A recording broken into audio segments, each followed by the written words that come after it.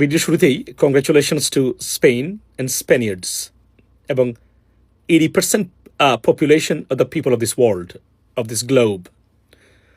More than two-third countries of this globe too. Why I say that? Because আজকের এই ম্যাচে almost আমি যদি বলি যে মোর দেন 80% পপুলেশন মানে পৃথিবী এই বিশ্বের মানুষ যারা অর্থাৎ পৃথিবীর জনসংখ্যার মোট 80%-এর বেশি আজকে স্পেনের পক্ষে ছিল। 2/3 বেশি দেশের মানুষ একদম গ্যারান্টেড স্পেনের পক্ষে ছিল। There are many reasons Y.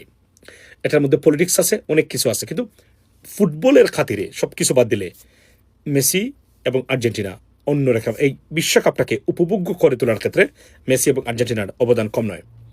যদিও আর্জেন্টিনা সেমিফাইনাল পর্যন্ত পৌঁছেছে, এটা এই বছরে অনেকটাই মানে প্রত্যাশিত ছিল না, কেননা আর্জেন্টিনা ফেভারিট ছিল না কখনোই এই বিশ্বকাপের ফাইনাল খেলবে বলে।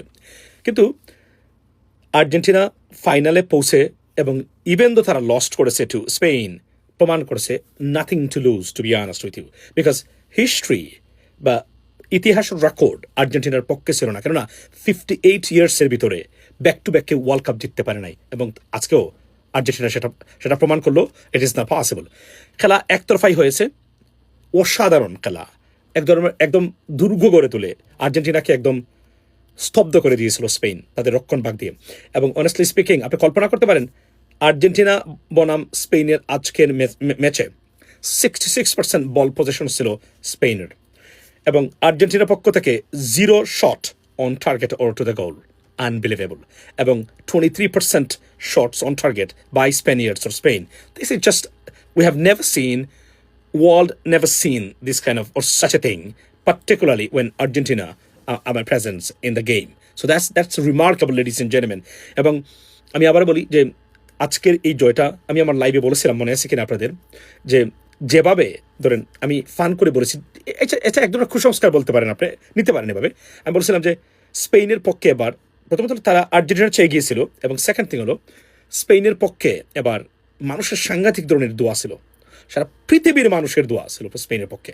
বিশ্বাস করেন, কাকতালি হবে যে কোনো কারণে হোক না কেন, সারা পৃথিবীর মানুষের দোয়া স্পেনের পক্ষে ছিল।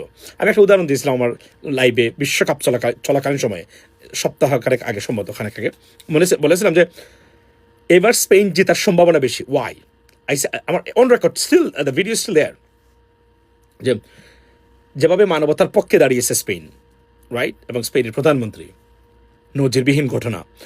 এবং বলছিলাম যে কিছুদিন আগে 1 মিলিয়ন মানুষ, মানে আনডকুমেন্টেড বা অবৈধ মানুষ যারা আছেন, কাগজপত্রহীন, অবৈধ বলি না এভাবে, আনডকুমেন্টেড কাগজপত্রহীন, তাদেরকে লিগালাইজ দিয়েছেন। এই লোকের পরিবারে কত মানুষ আছে ভাই, এর মধ্যে মুসলিম মানুষ অনেক আছে। এরা যে কি পরিমাণ দোয়া করেছে স্পেনের জন্য, কল্পনার বাইরে।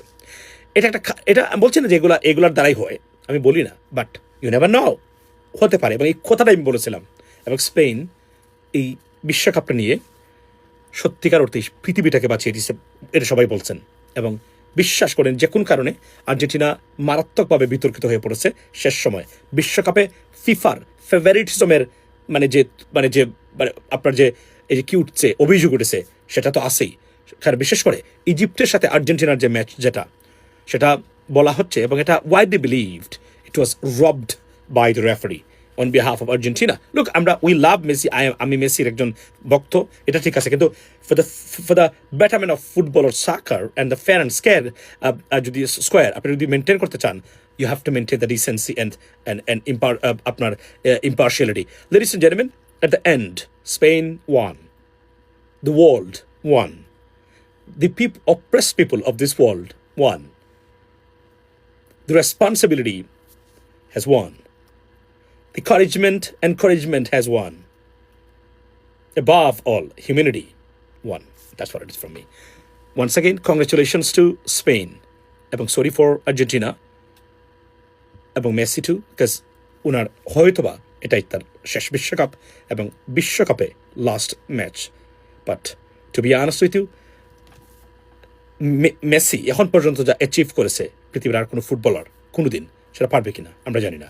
আমার পিছনে লামিন জামালের, এরপরে বলি এই আজকের এই ম্যাচে লামিন জামালের তার যে দোয়াটা, মানে খেলার পরে সারা পৃথিবীতে অলরেডি ভাইরাল।